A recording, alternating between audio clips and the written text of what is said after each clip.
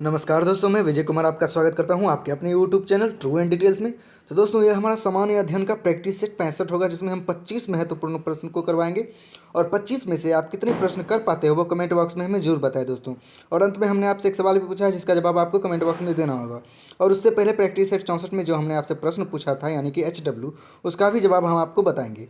तो चलिए दोस्तों, शुरुआत करते हैं आज का हमारा सामान्य अध्ययन का प्रैक्टिस सेट 65, जो कि आपके रेलवे NTPC और रेलवे ग्रुप डी के लिए काफ़ी महत्वपूर्ण है दोस्तों, क्योंकि सारे प्रश्न महत्वपूर्ण हैं। तो चलिए दोस्तों, शुरुआत करते हैं।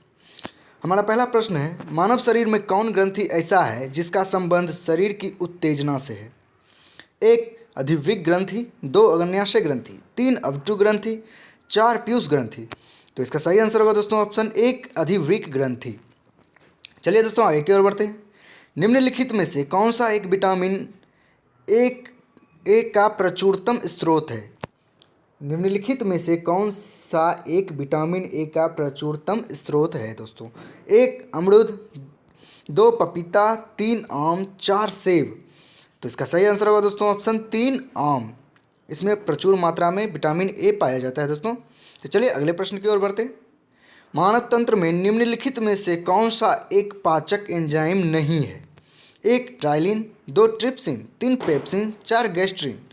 तो इसका सही आंसर होगा दोस्तों ऑप्शन चार, गैस्ट्रिन। बाकी तीन जो है दोस्तों, ये पाचक एंजाइम है दोस्तों, याद रखिएगा, एंजाइम है सब, लेकिन 4 नंबर जो है वो पाचक एंजाइम नहीं है। चलिए अगले प्रश्न की ओर बढ़ते हैं।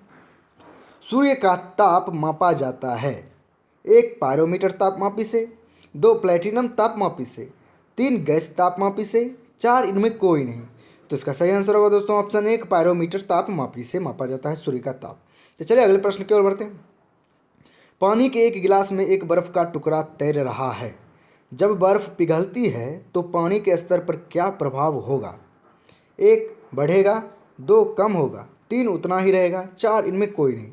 तो इसका सही आंसर होगा दोस्तों ऑप्शन तीन, उतना ही रहेगा दोस्तों। पानी का गिलास में अगर कोई बर्फ़ का टुकड़ा डाल दिया जाए दोस्तों, तो जैस जितना पानी का लेवल है पानी में गिलास में, वही लेवल होगा, चाहे बर्फ़ पिघले या बर्फ़ वैसा ही रहे। चलिए अगले प्रश्न की ओर बढ़ते हैं। निम्नलिखित में से कौन सबसे अधिक प्रत्यास्थ है? एक, गीली मिट्टी, दो, प्लास्टिक, तीन, स्टील, चार, रबर। तो इसका सही आंसर होगा दोस्तों ऑप्शन तीन, स्टील। चलिए अगले प्रश्न की ओर बढ़ते हैं। निम्नांकित में से कौन हाइड्रोजन का आइसोटोप नहीं है? एक, ड्यूटेरियम, दो, ट्रेंसियम, चार, प्रोटियम, चार, ट्रिटियम। तो इसका सही आंसर होगा दोस्तों ऑप्शन दो, ट्रेंसियम। चलिए दोस्तों आगे की ओर बढ़ते हैं। स्थिर ताप पर किसी गैस का दाब तिगुना कर देने पर उसका आयतन हो जाएगा। एक, तिगुना, दो, दुगुना, चार, तिहाई, तीन, तिहाई, चार, आधा। तो इसका सही आंसर होगा दोस्तों ऑप्शन तीन, तिहाई हो जाएगा दोस्तों। उस गैस का जो आयतन होगा दोस्तों वो तिहाई हो जाएगा। तो चलिए अगले प्रश्न की ओर बढ़ते हैं। निम्नलिखित में से कौन सा ईंधन न्यूनतम पर्यावरण प्रदूषण फैलाता है, यानी कम प्रदूषण फैलाता है? एक, हाइड्रोजन, दो, किरोसिन, तीन, डीजल, चार, कोयला। तो इसका सही आंसर होगा दोस्तों ऑप्शन एक, हाइड्रोजन। चलिए अगले प्रश्न की ओर बढ़ते हैं। पहले इलेक्ट्रॉनिक अंकीय कंप्यूटर में क्या था? एक, अर्धचालक स्मृति, दो, क्रोड स्मृति, तीन, ट्रांजिस्टर, चार, वाल्व। तो इसका सही आंसर होगा दोस्तों ऑप्शन चार, वाल्व था दोस्तों, याद रखिएगा, पहले इलेक्ट्रॉनिक अंकीय कंप्यूटर में वाल्व था। चलिए अगले प्रश्न की ओर बढ़ते हैं। कपिल मुनि द्वारा प्रतिपादित दार्शनिक प्रणाली है? एक, न्याय दर्शन, दो, सांख्य दर्शन, तीन, उत्तर सीमांसा, चार, दक्षिण सीमांसा। तो इसका सही आंसर होगा दोस्तों ऑप्शन दो, सांख्य दर्शन। याद रखिए दोस्तों, सांख्य दर्शन। चलिए अगले प्रश्न की ओर बढ़ते हैं। ऋग्वैदिक युग की प्राचीनतम संस्था कौन सी है? एक, प्रसिद्ध परिषद, दो, समिति, तीन, सभा, चार, विदत। तो इसका सही आंसर होगा दोस्तों ऑप्शन चार, विदत। चलिए अगले प्रश्न की ओर बढ़ते हैं। प्रथम कर्नाटक युद्ध की समाप्ति किस संधि से हुई? एक, पांडिचेरी की संधि, दो, एला सापेल की संधि, तीन, पेरिस की संधि, चार, इनमें कोई नहीं। तो इसका सही आंसर होगा दोस्तों ऑप्शन दो, एला सापेल की संधि। प्रथम कर्नाटक युद्ध जो है दोस्तों, एला सापेल की संधि के से समाप्त हुई थी। चलिए अगले प्रश्न की ओर बढ़ते हैं। 15 अगस्त 1947 के बाद भी भारत का कौन सा भाग पुर्तगाल के अधीन बना रहा?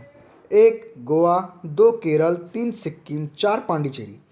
तो इसका सही आंसर होगा दोस्तों, आप सभी जानते होंगे, सिंपल सा सवाल है। इसका आंसर होगा दोस्तों ऑप्शन एक, गोवा। चलिए अगले प्रश्न की ओर बढ़ते हैं। भारतीय संविधान के अनुच्छेद 25 का संबंध है 1 संपत्ति से, 2 समानता से, 3 धर्म की स्वतंत्रता से, 4 बोलने की अधिकार से। तो इसका सही आंसर होगा दोस्तों ऑप्शन 3 धर्म की स्वतंत्रता से है। दोस्तों याद रखिएगा, भारत संविधान का जो अनुच्छेद 25 है दोस्तों धर्म की स्वतंत्रता से संबंधित है। चलिए अगले प्रश्न की ओर बढ़ते हैं। निम्नलिखित में से किस वर्ष संविधान में मूल कर्तव्यों का अंतः स्थापित किया गया? 1 1976 में, 2 1975 में, 3 1974 में, 4 1979 में। तो इसका सही आंसर होगा दोस्तों ऑप्शन 1 1976 में। चलिए अगले प्रश्न की ओर बढ़ते हैं। निम्नलिखित में से कौन सार्वजनिक क्षेत्र का उपक्रम नहीं है? 1 सेल, 2 भेल, 3 एनटीपीसी, 4 टिस्को। तो इसका सही आंसर होगा दोस्तों ऑप्शन 4 टिस्को। चलिए अगले प्रश्न की ओर बढ़ते हैं। भारत में निम्नलिखित में से किस उद्योग में सर्वाधिक श्रम शक्ति कार्यरत है? 1 सीमेंट उद्योग, 2 कपड़ा उद्योग, 3 जूट उद्योग, 4 इनमें कोई नहीं। तो इसका सही आंसर होगा दोस्तों ऑप्शन 2 कपड़ा उद्योग में सर्वाधिक श्रम शक्ति कार्यरत है। दोस्तों याद रखिएगा। चलिए अगले प्रश्न की ओर बढ़ते हैं।